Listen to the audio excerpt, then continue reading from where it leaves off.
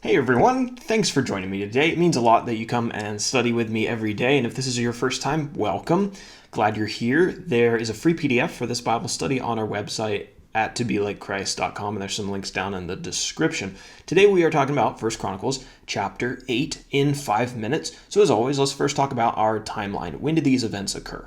While most of 1 Chronicles is about King David, we are going to talk a little bit about King Saul, which was David's predecessor.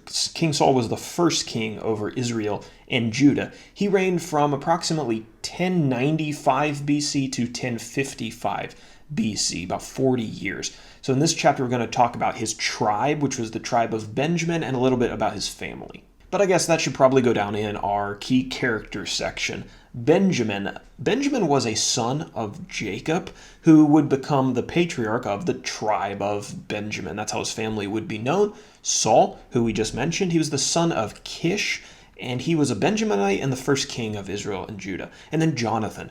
Jonathan was David's best friend, and he was the son of Saul. The map is pretty simple today. We've only got 4 words in our where section. Saul and his family, they were from Gibeah. Now, if you zoom into the map there, you will find Gibeah just to the north of Jerusalem. There are 40 verses in this chapter. However, our outline is relatively short because, once again, it's a genealogy chapter. We have a lot of names, but let's talk about our one section, the descendants of Benjamin and the family of King Saul. So 1 Chronicles 8 is a record of the descendants of Benjamin, the son of Jacob, with Rachel, who was his favorite wife, if you remember the story of Jacob and Leah and that whole mess.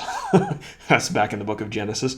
Many of the descendants of Benjamin were already mentioned in this genealogy section at the beginning of 1 Chronicles, in chapter 7 specifically. So why is there another list included here in chapter 8? Well, this genealogy is important because it traces the descendants of Benjamin to Saul specifically.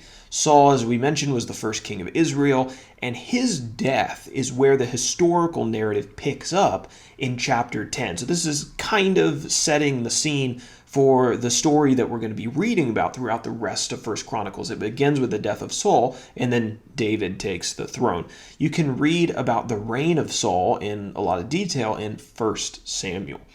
Now, Saul's son Jonathan did not become king after him. He did not inherit the throne in his father's place because God took the kingdom and the throne away from Saul's family due to his disobedience.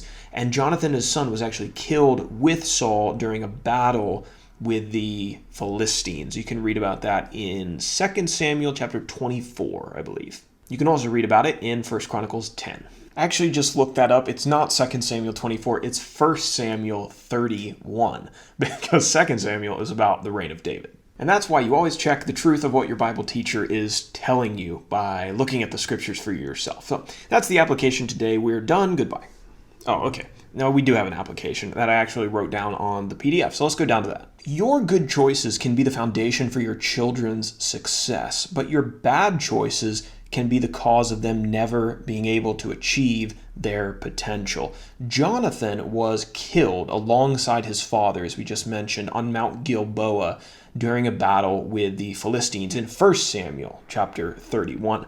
This was partially due to God's rejection of Saul, his father, for Saul's disobedience. By all accounts, Jonathan was an honorable man who had a lot of potential, but Saul's rebellion against God brought ruin to his whole household.